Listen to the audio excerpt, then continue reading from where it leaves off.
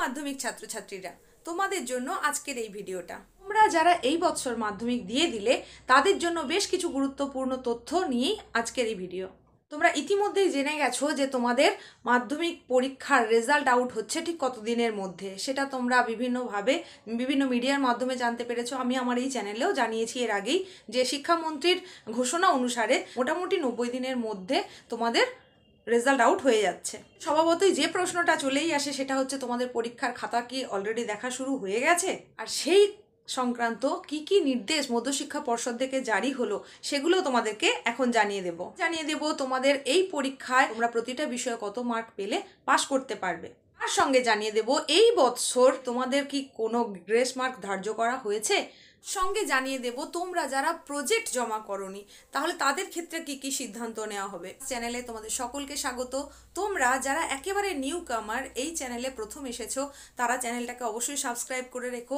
এরপরে তোমাদের জন্য অনেক গুরুত্বপূর্ণ আপডেট নিয়ে আসতে চলেছি পরবর্তী ভিডিওগুলোতে। সেই তথ্যের গুরুত্বপূর্ণ বিষয়গুলো যাতে তোমরা সহজেই পেতে পারো তার জন্য কিন্তু চ্যানেলটাকে তোমাদের অবশ্যই সাবস্ক্রাইব করে রাখতে হবে আর পাশে থাকা নোটিফিকেশন বেল আইকনটাকে অন করে রাখতে হবে। তোমরা এই মাধ্যমিক পরীক্ষার পর কে কোন স্ট্রিমে গেলে কিভাবে নিজেদেরকে প্রিপেয়ার করবে সেই সংক্রান্ত তথ্য আমি পরবর্তী ভিডিওগুলোতে নিয়ে আসবো।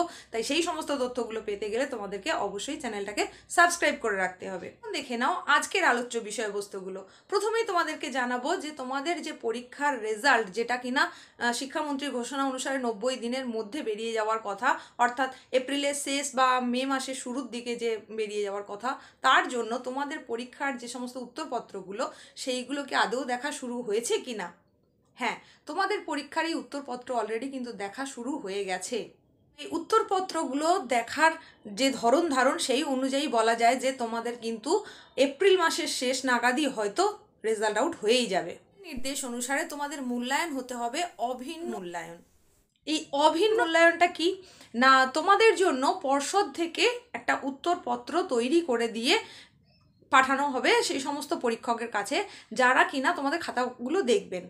সেই উত্তর যাতে একই রকম হয় সেই হিসাবে পর্ষদ থেকেই কিন্তু উত্তরটা তৈরি করে দেওয়া হয়। তো সেই অনুযায়ী মূল্যায়ন করতে হবে, এরকম একটা নির্দেশিকা জারি হয়েছে। যে বিষয়টা ছিল সেই বিষয় হচ্ছে যে তোমাদের পাস মার্কটা কত না, এই ক্ষেত্রে তোমাদের পাস মার্ক হচ্ছে তোমাদের প্রজেক্টের নাম্বার আর রিটিন নাম্বার মিলিয়ে তোমাদেরকে কিন্তু 25 পেতে হবে। এই 25 নম্বর পেলে তবেই তুমি কিন্তু উত্তীর্ণ হয়েছো বলে ধরে নেওয়া হবে বা পাস করেছো বলে ধরা হবে। দেখো, প্রজেক্টে তো বেশিরভাগই মানে স্কুলের যে নম্বরটা সাধারণত দেওয়া হয়, তোমার যদি রেগুলারিটি ঠিকঠাক থাকে, তুমি যদি গুড বিহেভিয়ার করে থাকো, তাহলে সেখানে তোমার প্রজেক্টে 10-এ 10 পাওয়ারই কথা। তবে কোনো কোনো ক্ষেত্রে হয়তো 9ও হয়ে যেতে পারে, তবে তার থেকে কম হয় বলে মনে হয় না। তাহলে প্রজেক্টে যদি তুমি 9 বা 10 পেয়েই যাও তাহলে কি হচ্ছে, 90 নম্বরে তুমি যে রিটিন পরীক্ষা দিয়েছো সেখানে তোমাকে 15 বা 16 মার্ক পেলেই কিন্তু তুমি উত্তীর্ণ হতে পারছো। তো এটা তো গেল যারা প্রজেক্ট জমা দিয়েছো। এখন প্রশ্ন হচ্ছে যারা প্রজেক্ট জমা দেয়নি, এরকম কিছু স্টুডেন্ট নিশ্চয়ই পাওয়া যাবে যারা প্রজেক্ট জমা দেয়নি, সেক্ষেত্রে তাহলে কি হবে। এই বিষয়ে পর্ষদ সভাপতি রামানুজ গঙ্গোপাধ্যায় যে কথাটা পরিষ্কার করে উল্লেখ করেছেন সেটা হলো যে তোমাদের যদি মানে মাধ্যমিকে তুমি পাশ করতে পারলে কি না সেটা ধার্য হবে অবশ্যই দুটো ক্ষেত্রে, রিটিন এবং প্রজেক্ট মিলিয়ে।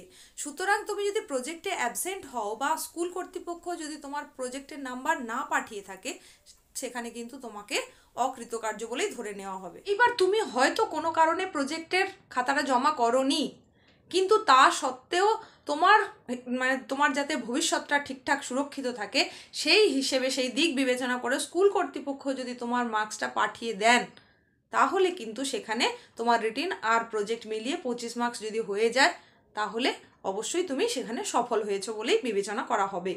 এবার আসি যে তোমাদের পাস মার্কের কথা তো বলা হলো যে 25-এ তোমাদের পাস। এরপরে আসি যে কতগুলো বিষয়ের পাস করলে তবে তোমাকে পাস বলে ধরে নেওয়া হবে। এক্ষেত্রেও কিন্তু পরিষ্কারভাবেই পর্ষদ সভাপতি জানিয়ে দিয়েছেন যে প্রতিটা বিষয়ে তোমরা যে 7টা বিষয়ের পরীক্ষা দিয়েছো সেই প্রতিটা বিষয়েই কিন্তু তোমাকে 25 মার্কস তুলতে হবে। যদি তোমার সেটা তুলতে পারো তুমি তাহলেই তুমি সফল হয়েছো বা কৃতকার্য হয়েছো বলে ধরে নেওয়া হবে, নচেত কিন্তু নয়। আর আসি সেই গুরুত্বপূর্ণ তথ্যটা তোমাদেরকে শোনাতে, যেটা তোমরা জানার জন্য অতি আগ্রহী হয়ে রয়েছো, যে যদি কোনো একটা সাবজেক্টেও তোমার 25-এর কম মার্কস আসে তাহলে সেক্ষেত্রে কি হবে। না, সেক্ষেত্রেও পর্ষদ সভাপতি একদম পরিষ্কারভাবে জানিয়েছেন যে তোমাদের গ্রেস মার্ক হিসাবে তিনি বলেছেন 1, 2 অথবা 3 প্রয়োজন অনুসারে এই মার্ক দিয়ে, এই গ্রেস মার্কটা দিয়ে তোমাদেরকে উত্তীর্ণ করে দেওয়ানোর চেষ্টা করা হবে। বিষয়টা দাঁড়ালো এই রকমই যে তোমাদের টোটাল যে 25 মার্কের দরকার, সেই 25 মার্ক হচ্ছে প্রজেক্ট আর রিটেন মিলিয়ে। সেই প্রজেক্ট আর রিটেন মিলিয়ে তুমি যদি 25-এর কম, মানে যদি 24, 23 বা 22 পেয়ে থাকো, তাহলে সেখানে তোমাকে ওই 3টে মার্ক গ্রেস দিয়ে তোমাকে উত্তীর্ণ বলে ধরে নেওয়া হবে।